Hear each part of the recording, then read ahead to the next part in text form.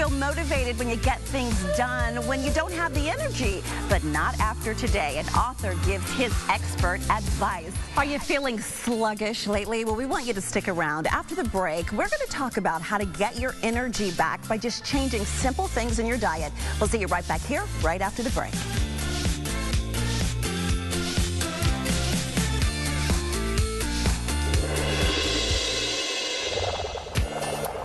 Doesn't it seem like we are just getting busier and busier? And the busier we are, the more drained we are, and the less likely we are to eat healthy. Well, here to help us to get our energy back and get back on track is author Shawn Talbott. Great to see you. Thanks for having me. I'm excited about this segment because these are simple things that we can incorporate each and every day. So you talk about energy. What does energy mean? Yeah, you know, energy should mean to people a lot more than just a cup of coffee or an energy drink, right? It really should be physical energy, so you feel like getting up and going. It should be mental energy, so you can focus and get the job done or be in a good mood.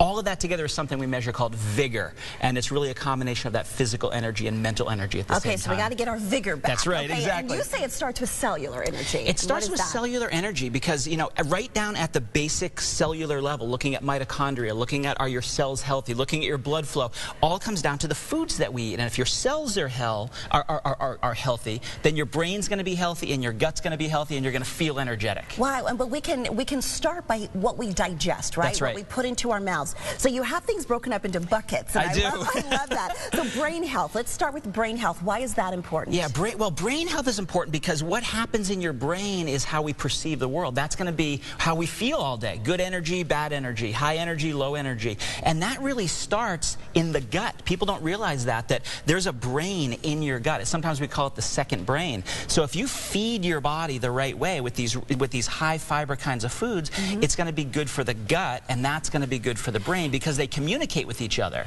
So we should be eating this starting right out of the gate, though? Exactly. Okay. These are high fiber foods, and you should be eating high fiber foods at every single meal of the day. And that's the green leafy vegetables. You won't necessarily eat kale for breakfast unless you're going to do a smoothie. I was about to say you could do a smoothie. Right, but berries and apples and green leafies, and don't forget the whole grains. You know, you can eat a very whole grain, you know, nut seed bread. You can eat high fiber kinds of foods. Beans are one of my very favorite high fiber foods because they feed that gut bacteria, which will communicate with the brain and tell you, hey, you're energetic, hey, you're ready to go. And hey, you're full. And hey, you're full. I find that a lot, right. too. One of the problems with all these high fiber foods, though, is that they taste fibery, you know, and people don't necessarily like that. So there's some new fibers on the market now that are not like the old fibers that are all gunky and thick and kind of chewy. This one you can put into water, you can put into foods, you can put into your cereal. You don't even know it's there. It's completely invisible, but it gives you that soluble fiber so that it feeds that bacteria,